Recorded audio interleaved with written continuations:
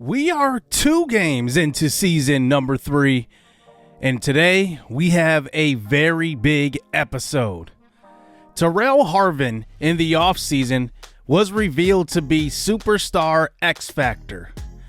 And in the offseason, I decided to remove it from him because it was not revealed during the season, but I'm a man of the people. You guys said we should put it back on Tyrell Harvin. So today, he will make his debut as a Superstar X Factor defensive tackle. A big moment for the episode as he is our first defensive Superstar X Factor of this entire series. And Tyrell Harvin, his second year out of Oklahoma, is going to be a problem. We drafted him knowing that he would have high strength, but we'll see what that can do with an X Factor equipped.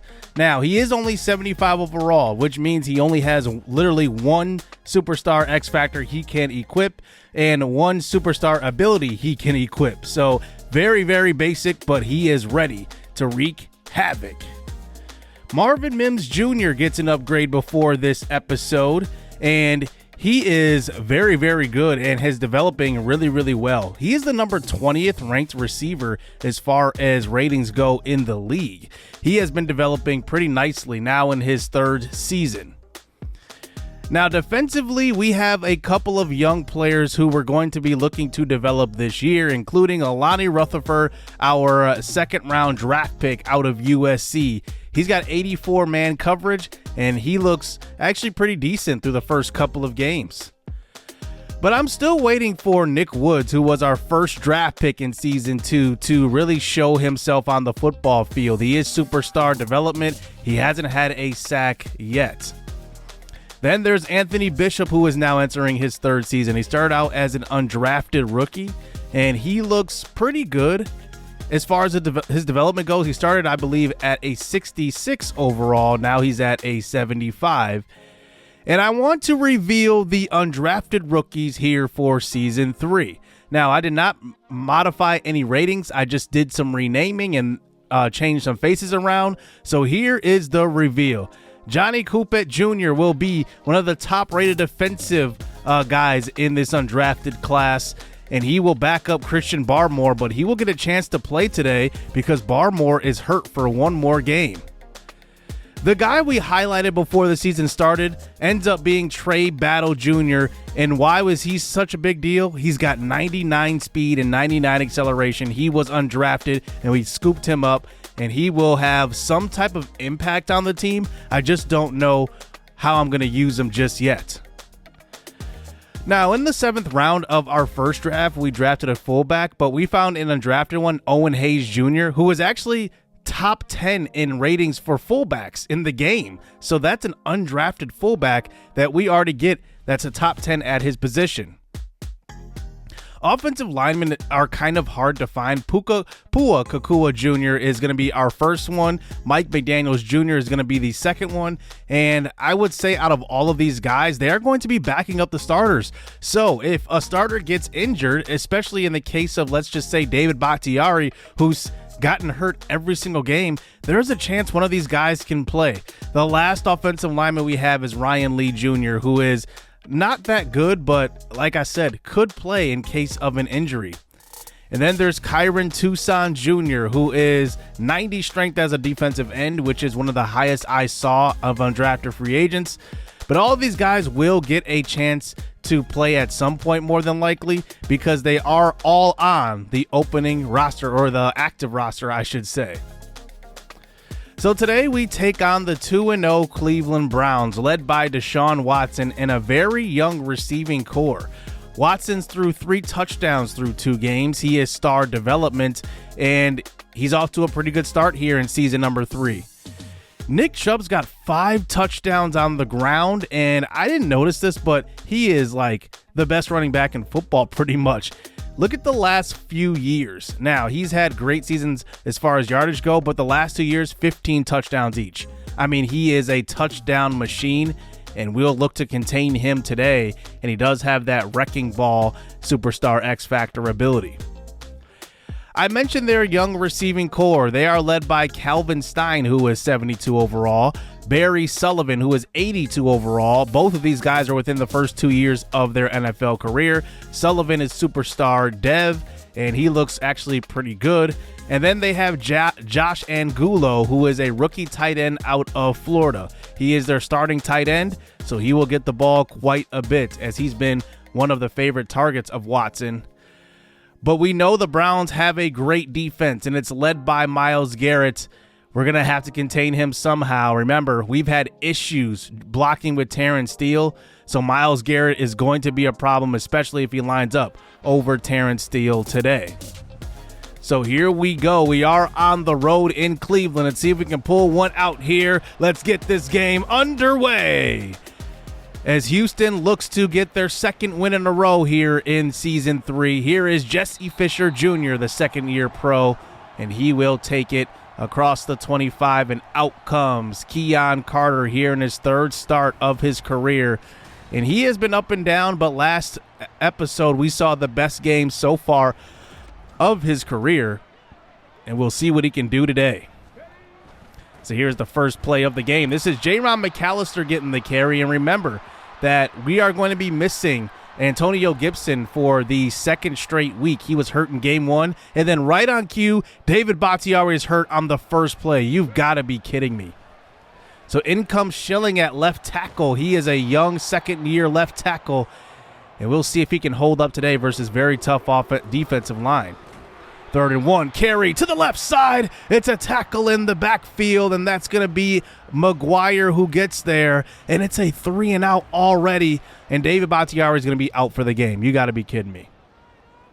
Well, that's one injury already through the first series and a 3 and out.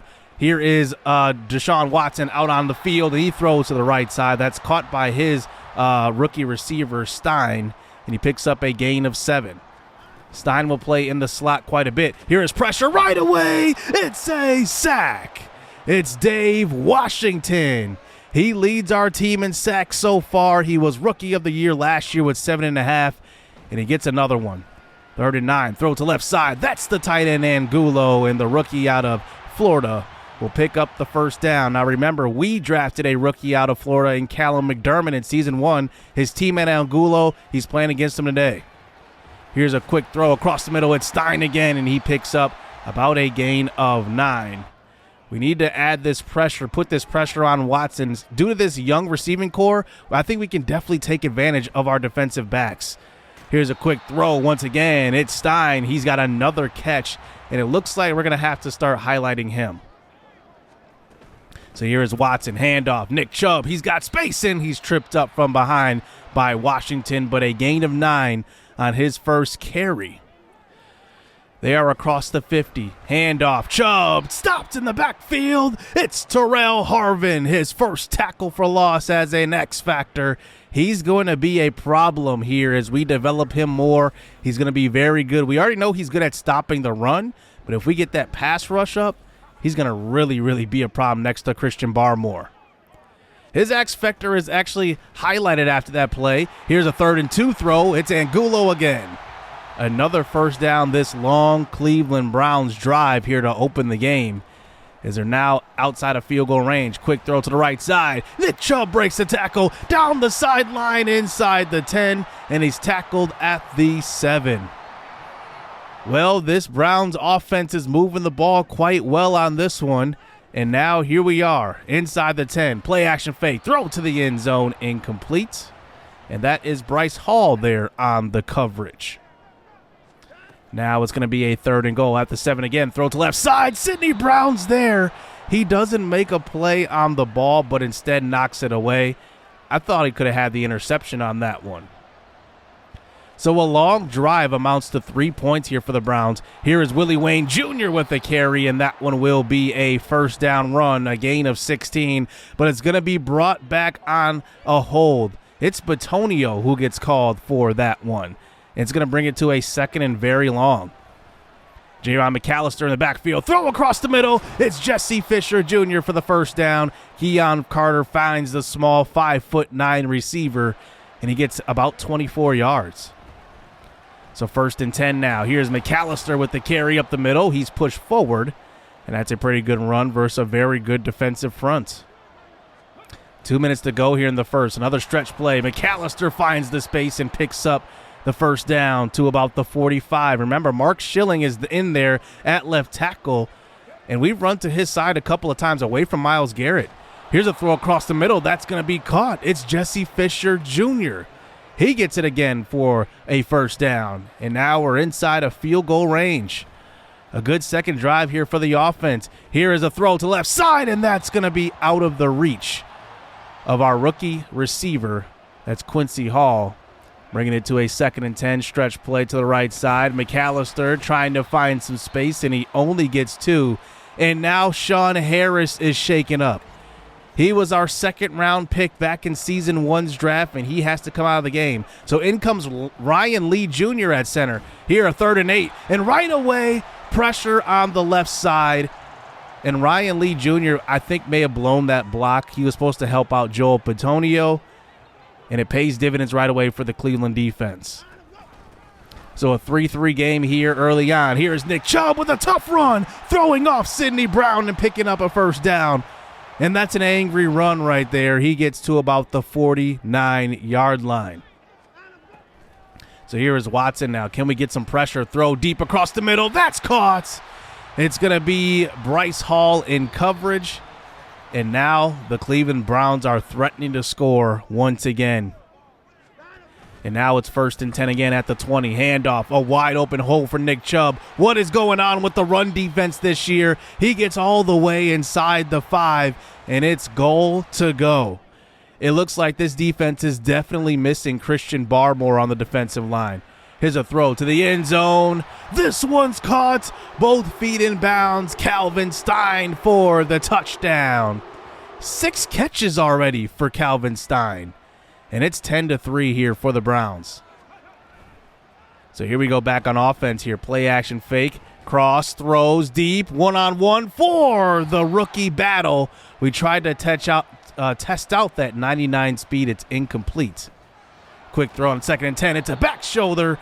That time to Marvin Mims, showing good body control. We got to make sure we target him a lot, and that's going to be one of the keys to winning this game. Here's Willie Wayne Jr., who gets his first official carry of the game. This one won't be flagged. Gain of 3, bringing it to a 3rd and 3. Here is Carter buying a little bit of time. Throwing to the outside. It's Marvin Mims. That's a first down. And Carter finds Mims again for a 2nd catch of the drive. So now once again, here's a throw to left side. It's Mims again for the 3rd straight play. It's a first down. And Marvin Mims across the 50 inside of field goal range. And now here we are in the center again. Pressure getting to Carter. He gets blasted on that play. Incompletes. The offensive line having issues right away with 3 undrafted free agents, or at least 2 on the offensive line right now. And a 3rd and 7 throw is incomplete. Quincy Hall, the intended target. We are in field goal range, and we will take the 3 points. It's a 10-6 game now. Here's a throw to left side on a screen pass, and that is knocked away by Nick Woods. Okay, there's a sighting by Nick Woods. He hasn't got a sack yet, but at least he gets his hand up to tip the ball away. 2nd and 10. This time, James Houston gets to Deshaun Watson for a sack. And that's the first time, one of the first times in this series, that I've only rushed 4 and got a sack. And it's now 3rd and 16. Here is Watson. He's running out of time. He goes down. Dave Washington really gets credit for a half sack on that one, but I would have gave him credit for the full sack. And we get the punt. So 2 sacks on that drive. Here's Keon Carter back on offense. And I read something online that said you had to have 75 awareness to be able to slide. That's ridiculous. So now a quick throw across the middle. This is going to be Robert Tonyan, who can't hold on. And now it is 3rd and 7. At the 45 now, Carter in the pocket, throws deep. This one intercepted. He was looking for Marvin Mims, and there may have been contact when that ball was in the air. Marvin Mims looked like he was slowed down by a defender. No flag on the play. And Keon Carter will be credited with his first interception of the game. So 2 minutes to go here in the first half. Houston getting some pressure on Watson, throwing across the middle to Nick Chubb. It's a first down right there. And they were set up with good field position, and now they're going to have 2 minutes to go Not too far, only 32 yards. Here's Watson, throw to the right side. This one's picked off. It's the second-year pro out of Penn State, Casey Burton. And the former first-round draft pick will have his first interception of the season. He's going to be tasked with guarding the number one receiver all year, and this time it was Calvin Stein who was getting the most targets in this one. And now we have the ball right back. Here's a quick throw to the right side. 2-minute drill. That one's caught by Robert Tonyan for a gain of 4. 2nd and 6. Off the left edge, it's a sack. And look at Mark Schilling. What is he doing on this play? I mean, he just literally runs away from the edge rusher, and Keon Carter is swallowed up. 3rd and long at our own 29. Here is Carter in the pocket, just trying to make anything happen, and that was thrown into triple coverage, incomplete. But we had nowhere to throw that ball after taking that sack. And now here is Watson back out onto the field before halftime. Here's a quick throw, and that is going to be caught. At least it's not Stein this time. It's Sullivan. Barry Sullivan picks up the first down. So 2nd and 10 again. He gets pressure up the middle, and it's going to be a incomplete pass, but a flag on the play, and the refs are going to call roughing the passer. I hate that call because there was obvious pass interference on that Mims play, and we didn't get the call at all. So the Browns are at home. You can see here is a throw across the middle to Barry Sullivan, who is just sitting there wide open, and they are inside a field goal range now. 5 seconds to go in the half, and they actually call timeout. I was wondering if they would run that play. Instead, they bring in the field goal unit, and that one will be 3 to end the half. But a bad end to the first half here for the Oilers. Taking that big sack definitely hurt, and it's now 13 to 6 in the first half. So second half action underway here as Deshaun Watson will be under center for this one. Here is a handoff, this time to Nick Chubb. He hands it, and he gets all the way to the first down marker. 5 for 57, only 5 carries. 4 in the first half. I'm surprised by that number. His superstar X Factor is activated also. Here is Watson throwing to left side. This one will be caught by Chubb. He breaks the tackle by Micah Hyde and gets brought down for only a gain of 4. Watson changing up the play. I think there's a mismatch here. Here's a throw to the right side. It's Nick Chubb all alone.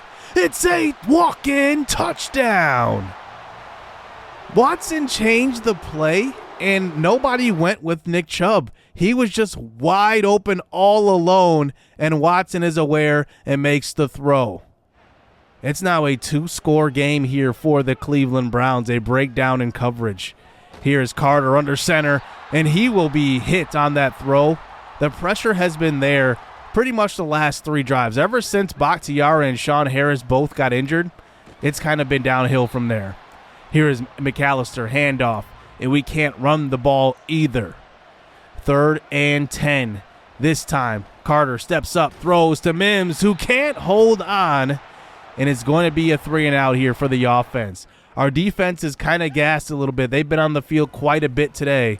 We'll see if they can come up with a stop once again, and that's not going to help. It's going to be Angulo for the first down. So here on a 3rd and 3 at the 39, a throw to the left side. That's going to be caught again, and it's the rookie out of Florida, and he will convert the first down once again. So here is Deshaun Watson stepping up in the pocket, throwing deep. That's a wide open Barry Sullivan beating the rookie Alani Rutherford all the way inside the 15, and it's almost goal to go as they're just outside the 10. Throw to the 3-yard line is going to be caught by Nick Chubb, and he picks up a gain of 8. Chubb is in the zone. They would be stupid not to hand it to him here. And Chubb does take it untouched. It's a touchdown. They spread us out wide and run it up the middle, and it works just like that. A 21-point lead here for the Cleveland Browns. Our offense has no answer. Pressure on Carter. Hit again. It's been this way all game long. And it's 3rd and 10. Carter in the pocket, trying to buy time. He throws deep to the left side. He's got Marvin Mims beating his man in coverage and gets all the way to the 22. He may have had the running back on the wheel route there for maybe a touchdown, but I got to be honest, I just don't trust McAllister's hands. So here is a handoff to the right side. There is J-Ron McAllister. 8 carries, 28 yards. Carter throws across the middle, and that's a bad miss. He's got to hit that one, but he's been under duress all game long. I don't know if you can blame Carter at this point. 3rd and 3, handoff to McAllister, and he only picks up 1. He needed 3 on that one, and we got to go for it. 4th and 2 at the 14. Carter from the shotgun. Pressure right in his face. He's hit on the throw. It's a duck and knocked down. This pressure has been there all game long, and I don't think Carter had anywhere to go with this football. Maybe Jesse Fisher Jr. right away, but that had to be thrown quickly, and there was no guarantee he would have got there. But it's now a turnover. Down by 21, and the Browns have the football. There's Terrell Harvin on a tackle, but Chubb picks up the first down. This game is just indicative to what we've seen the last couple of years. Our offensive line is just not playing well, and Carter hasn't had any time to throw the football and hasn't gotten comfortable at all. So now here's our defense just trying to hang on. There's a carry, Nick Chubb up the middle. Dave Washington having a very good game today, but that's pretty much been negated by a 21-point deficit. 3rd and 3, throw to the right side, incomplete. So our offense will get a chance here, but we're still down by 3 scores. Carter throws to the right side. That's going to be caught. Willie Wayne Jr., and he picks up the first down out of the backfield. 10 of 25 for Carter. Is now here we are at our own 16 after the first down. Carter trying to buy some time. Throws across the middle. That's caught. It's Robert Tonyan for the first down. Tonyan hasn't been as impressive this year as I would have hoped, but we'll see what happens as the season goes on. Here's a throw to the sideline. Another tussle there with the ball in the air. No flag called. 3rd and 7. Here is Carter. Quick throw. Incomplete. And it's now 4th and 7. This one looks like this could be the game here. Cleveland has played very good defense on Carter in the offense. Here's a throw to the right side. Looking for Tonyan. Incomplete. And that could do it here, as we're going to play one final drive here on defense. And we'll see if we can do anything. Here is Watson, handoff, Nick Chubb. He finds some space, tackled by Harvin, who has his 3rd tackle of the game. The Browns hurried it up now. Another carry, another first down here for Nick Chubb. 81 yards rushing here for the All-Pro. It's now 3rd and 3. Play action fake, throw into the right side. It's Angulo. Why not? Another first down here for the Browns. Now adding insult to injury. They continue to throw the football. I'm surprised here. Up 21 points, and they're not giving it to Nick Chubb. Handoff now. Counter play. There's a stop in the backfield. And that is James Houston, the 4th, who's actually having a pretty good game. But it won't matter in the stat column, to be honest with you. 3rd and goal at the 5. Watson out of the pocket. He's going to try to take it himself. Tackled at the 4 once again by Houston. And we have one more shot here. 2 minutes to go. Here is Carter under center. Here he throws to the right side. It's picked off on the first play. And I want to take a closer look. This has been happening all game long. But take a look at Mims here on this route. He gets rubbed off of his route here. And when we were throwing the football right there, that's when we were throwing the football. And he gets bumped out by a Browns defender. And that causes the throw to come more upfield. Because, look, that ball is delivered right when he's bumped. No flag called. And that will be the game. Keon Carter with 2 interceptions today. And I got to say, it wasn't his fault. 30-6, this Browns defense was amazing. They did everything they needed to do. Their secondary was pretty tight on coverage. Their defensive linemen were getting constant pressure.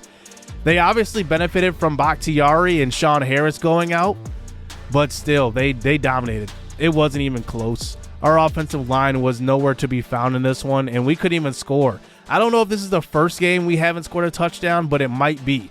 Marvin Mims was close to 100 yards once again, but it was pretty silent, to be honest, for most of the game. We did get a 1.5 sacks from James Houston and Dave Washington.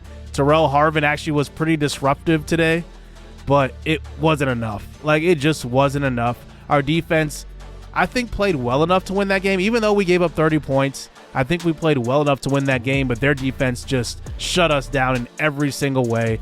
Myles Garrett only had a half sack, but like there was constant pressure on us every single time we threw the football, and that amounted to our loss. And I think that's one thing that could hurt us this year. I think the protection, David Bakhtiari being healthy, that's going to suck because he's hurt every single game. We've now had 3 games, and Bakhtiari has not made it through a full game yet. That's definitely a problem. And remember, we signed him to a 2-year contract at that. So we are 1-2, and we have more injuries. Christian Barmore and Antonio Gibson will return, but now Sean Harris hits the injured list. He's going to be out with a broken thumb for the next 3 games. That's going to suck. Ryan Lee is going to be our starter at center now, and he is an undrafted free agent. But we have bigger issues. Terrence Steele is giving up way too much pressure. Now, if you notice during that game, Myles Garrett had a half sack, but he was in on every single pass rush, it seemed like. He's already given up 3 sacks through 3 games. It's definitely not pretty. He led us last year in sacks allowed, and he's already allowed 3. And we're not even rolling out that much. Like, we're just buying time because, remember, Keon Carter is not as mobile as DTR was or Phillip Waters is. But it's definitely been a problem. And I look at right tackles. Mike McDaniels Jr. was the undrafted free agent we revealed earlier. He is technically the backup. But I think even looking at the trade block is an option here. And I'm looking at the right tackles on the market. Spencer Brown is there. He's okay, but not great. He sucks at blocking for the run. Blake Freeland is the same way. He sucks at blocking for the run. Tyler Steen, same way. He sucks at blocking for the run. But then there's Nicholas Petit-Frere. He actually is pretty well-rounded, and I think that if we were to make a trade, it would be for him. He's under a 1-year deal. It makes a lot of sense, and our right tackle has not been impressive, and Terrence Steele is due a whole lot of money, and he's still under contract for 3 more years. So if we can get underneath that contract, that would be awesome, because Terrence Steele, I don't think, is the answer at right tackle. We've seen it for 1 year and 3 games, and it just hasn't looked good. But next episode, we do get 2 of our stars on both offensive and defensive sides of the football, Christian Barmore and Antonio Gibson back. So we should look better on both sides of the football. We weren't able to run the football at all without Gibson, so I'm really looking forward to that. And on the flip side, we haven't been able to stop the run without Barmore. So we'll see how this goes playing against the Chargers, who we've been able to beat in this series. So I'm very, very hopeful. Hit subscribe, hit that like button. Hope you guys enjoyed this episode. Stay tuned. Let's get it. Let's go. I hope the rain don't come in November, 'cause the summer went way too fast. I'm trying real hard to remember